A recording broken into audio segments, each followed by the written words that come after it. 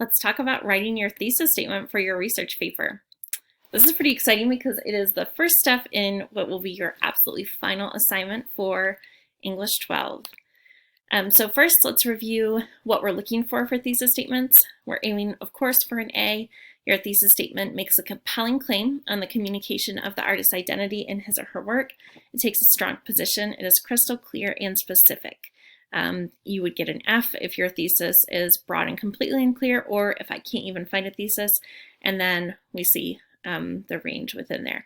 So I would say most people for their first draft of their thesis statement were at like a C last year, and then through revision, they were able to get it up to a B or an A.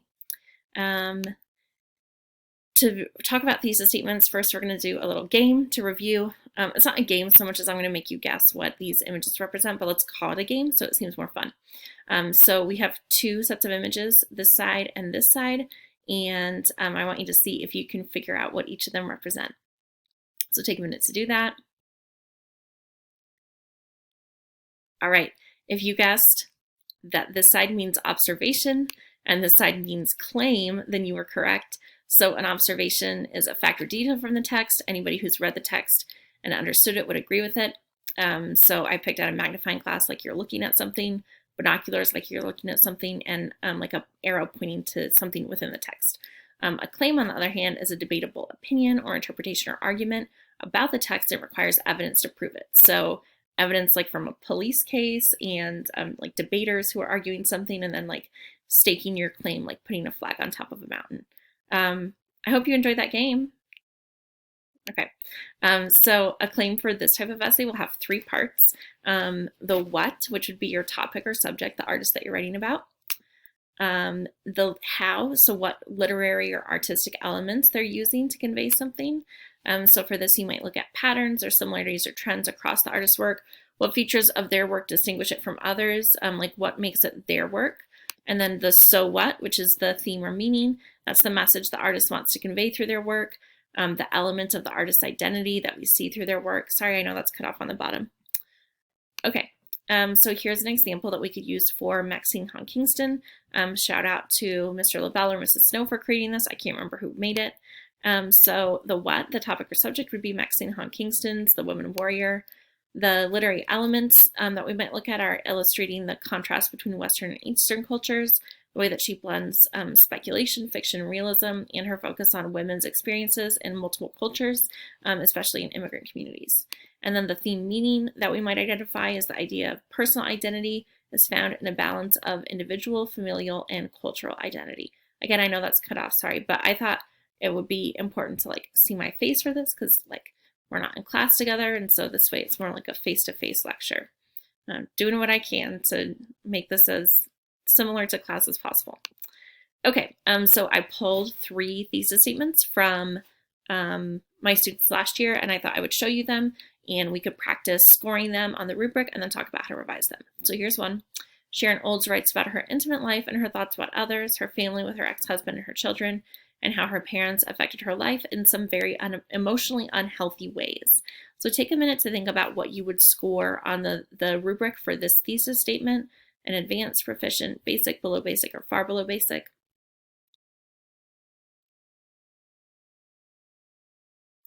All right, so I said this is a basic thesis, so like a C.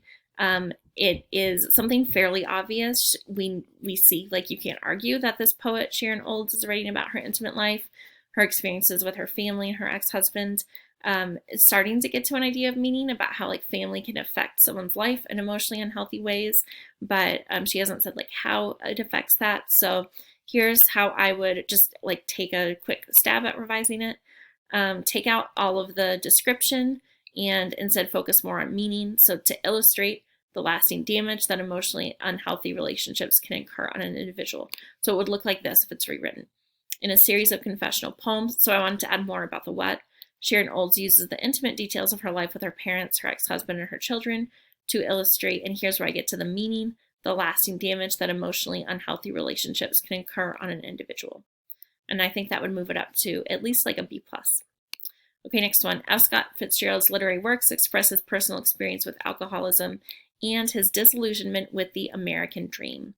So take a minute to think about where you would score this one on the rubric.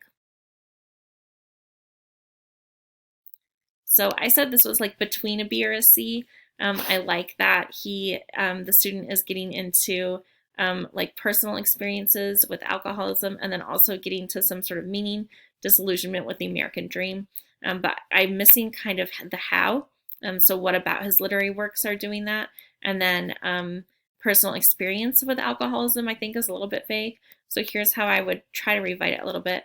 Through the portrayal of flawed heroes like Jay Gatsby and Dick Diver. Jay Gatsby is from The Great Gatsby. Dick Diver is from Tender as the Night. As Scott Fitzgerald's literary works express his personal struggles with alcoholism and his growing disillusionment with the American dream.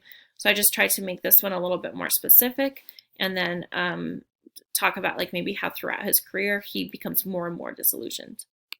Okay, last one. This was a student who was focusing on Eminem as the artist.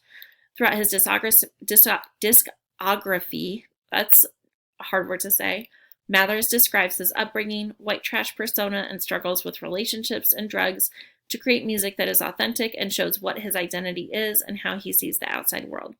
Take a minute to review this one on the rubric and think about what grade you would give it. Okay, so I would say this is like between a C and a D. My biggest concern with this thesis is it shows what his identity is, but the student actually hasn't said what his identity is. What is his identity, and how does he see the outside world? And I wrote that on every single thesis, every single draft of the student's essay, and I could not get him to articulate what his identity actually is, which tells me maybe he didn't really know. So here's how I might try to revise this one. Take out all of that vague stuff at the end. Authentic doesn't mean anything, shows what his identity is doesn't mean anything, how he sees the outside world doesn't really mean anything, and try to make it more specific. So describes his upbringing, struggles with the relationships and drugs to create music that conveys his embrace of his, quote, white trash persona and rejection of outside criticism. So revised, it would look like this. Mathers draws on his personal experiences with poverty, drug addiction, and failed relationships to create music that conveys his embrace of his white trash persona and rejection of outside criticism. Okay, so now you're saying like, okay, Ms. Rice, thank you for showing us the ones that don't work so well. What should our thesis look like? Here's one that got an A last year. Through the use of both cultural anecdotes and candid criticism of the blatant dehumanization that occurred in her homeland, Chimamanda Adichie establishes her identity as a daughter of post-colonial Nigeria. So here we have our subject, Chimamanda Adichie establishes her identity. The literary elements, looking at how within Adichie's text, like Purple Hibiscus, cultural anecdotes, candid criticism, and then meaning, she's criticizing the blatant dehumanization that occurred in her homeland, and she's doing that through her own identity as a daughter of post-colonial Nigeria. Here's another one of a student who did George Lucas. Through his creation of the Star Wars films, in which he critiques technology's invasive role in society and portrays the future of civilization with a heightened emphasis on traditional moral and familial values, Lucas expresses his perspective that modern society is flawed because it promotes technology over human connection. I think that's an A+. I really like that one. I'm sure that if we were in class, some of you would find ways to criticize it still, and maybe I am just remembering it fondly because it's been over a year, but as I read it, I think this is a really strong and solid argument. So we have our subject, creation of the Star Wars films, the literary elements, he's critiquing technology's invasive role, he's portraying the future of civilization, and then finally, the meaning. Lucas is expressing this perspective, modern society is flawed because it promotes technology over human connection. All right, so there are some examples of what you're trying not to do and some examples of what you are trying to do. The most important advice I can give you for this comes from Claire Uten's artist, Ernest Hemingway. He says the first draft of anything is, and I'm not going to say it because this is recorded, but you know what word I mean. And this is just, you have to recognize that your first draft of your thesis statement is probably not going to be great. And that is actually part of the writing process. Like part of the process is that the first thing you put down isn't awesome. And that's okay. And that's how it's supposed to be. So I want you to try to take a stab, think about being able to tell me what and how and so what. Go back and look at the examples. But really, for this first draft, I just want you to try to think about what you could write about, focusing on your artist to answer the prompt, and then I'll give you feedback and we'll work on making it stronger together. Okay, and then last thing, when we went to DLDs, we lost our chance to celebrate birthdays, and so I'm super behind on celebrating birthdays. So if you're at home, you can give 2 big claps to each of these students. For March, we had Massimo, Harrison, Matthew, and Ashley. For April, we had Jen and Jacob. And then for May, we had Ryan and Zoe. And I'll try to be better about celebrating birthdays in a more timely fashion for the rest of the school year. Okay, I hope you're doing great with AP exams this week. Make sure you open up that Word document, adjust your header, and then try to write down a draft of a thesis statement. And again, just do the best that you can, and I'll give you feedback. If you are staring at the blank page and you think I have no clue what to write, at least start out by saying, like, the artist I studied is Ernest Hemingway, and at least you have something to go from there. Okay, bye everybody.